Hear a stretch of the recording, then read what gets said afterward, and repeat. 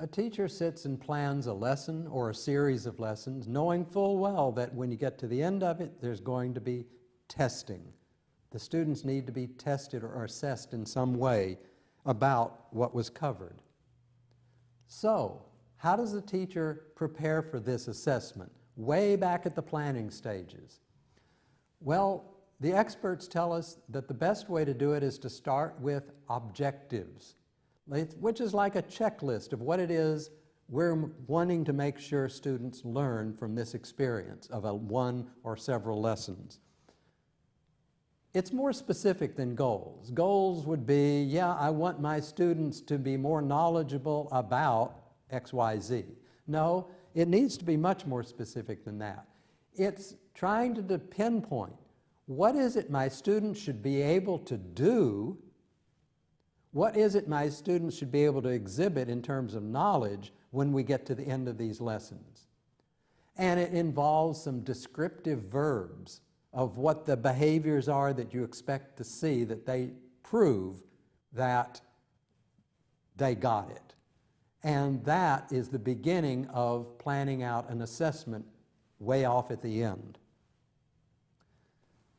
So taxonomies have been created to provide hierarchies of increasing sophistication of learning.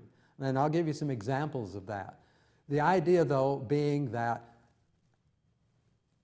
there's learning at many levels of cognition. You know, there's very simple learning, like, can you repeat back to me what I just said?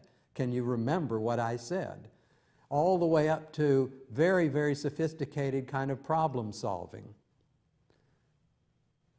Benjamin Bloom, many years ago, created 3 taxonomies for the cognitive domain, the affective feeling domain, and the psychomotor domain.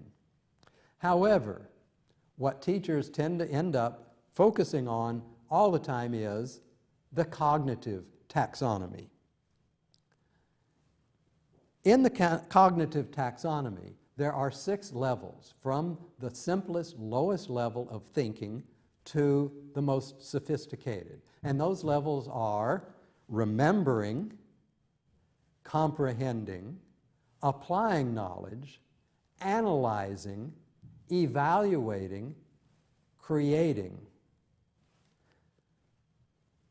And so if a teacher is planning out a series of lessons and wants to know what have the students learned, what do I expect them to have learned by the end of these lessons, I need to write an objective that states not just what I want them to prove they know, but how they will prove it.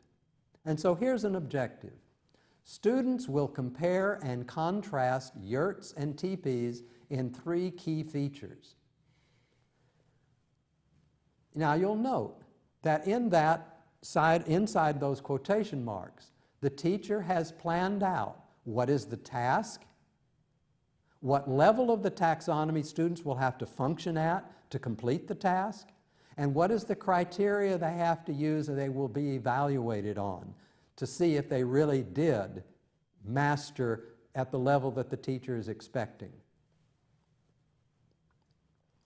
Bloom kind of envisioned that if you set up your classroom like this all the time, you have created a mastery learning system for your students. And you have, in many ways, guaranteed success for them because you've planned out backwards what it is you want them to accomplish all the way through to their actual accomplishment. So, look more into Bloom's taxonomy, especially the cognitive taxonomy. Look more into the verbs that accompany each level of that taxonomy. Verbs that describe specific behaviors that you can watch students doing. Forget words like understand, because you can't see a person understanding. But you can see a person, or see a person writing down or drawing an analysis, a comparison, etc. So look for verbs that match each level of that taxonomy so you can see how planning like this really does get students ready to be assessed.